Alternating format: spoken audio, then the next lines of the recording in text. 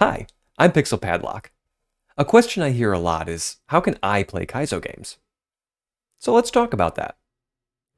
There's a lot of information to unpack here, but I'm going to skip past a lot of detail and just stick to the basics to get you up and playing in no time.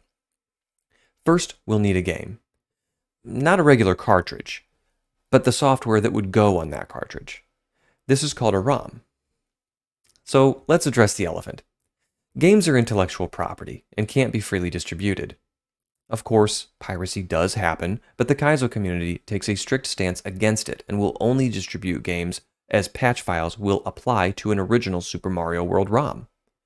There are several ways to get an original SMW ROM, but that could be its own video. For the purposes of this video, I'm going to assume you already have one. Let's go through the process of downloading a patch file and applying it to a ROM. I'll be working out of my example folder, and in that folder, I've already got an original Super Mario World ROM. The best place to get Kaizo patch files is smwcentral.net. We can get the tools we need here as well. Let's click on the Hacks link under the Super Mario World heading, and from here, we can use the filters to search on a lot of different criteria and find a hack we think we'll like.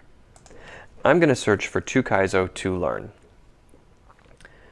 I'll download it, and I can open the zip file. Inside, I'll find a BPS file. This is not a playable ROM. This is a patch file we'll apply to the original Super Mario World ROM. For now, I'm going to copy this BPS file into my example folder and close the zip file.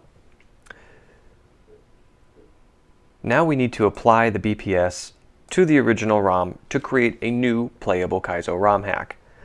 To do this, we'll use a tool called Floating IPS, and that's also available at smwcentral.net. I'll click on the Tools link and use the filter to search for Floating IPS.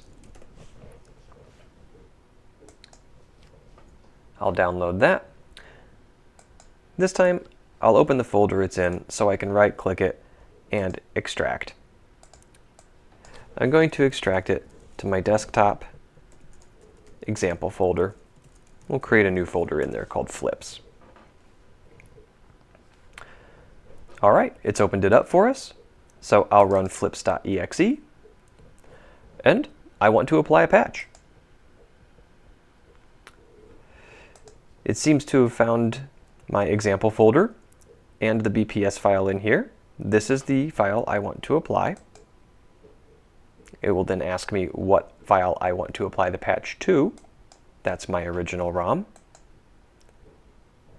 And then what I want my final Kaizo game file name to be. And that's fine with me. The patch was applied successfully.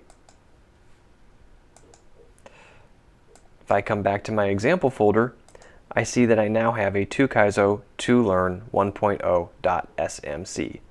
This is our playable ROM hack. So how do we play it? There are a lot of ways to play ROM files, and I'm sure you'll find a lot of argument about the pros and cons of each. I'm not going to take a deep dive into that because this video is about getting you started quickly. The cheapest and probably most accessible to new players is emulation. An emulator is a piece of software that imitates another machine. In this case, the SNES. We can download an emulator from SMW Central under the Tools section. There's lots of good ones out there, but for this example, I'm going to choose SNES 9X. Let's go ahead and download the emulator. And again, I'm going to open my Downloads folder so I can extract the contents of this zip file to my example folder.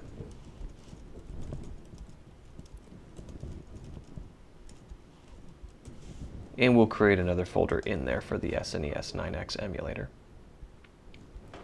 It's opened our folder for us, so let's go ahead and run our emulator. Here it is. With your emulator open, we can choose File, Load Game, navigate to, and choose our Kaizo ROM.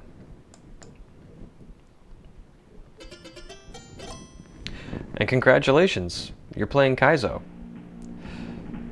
By default, your keyboard will be your controller in the emulator, but you can configure just about any controller to work with it. I encourage you to play around. And happy gaming!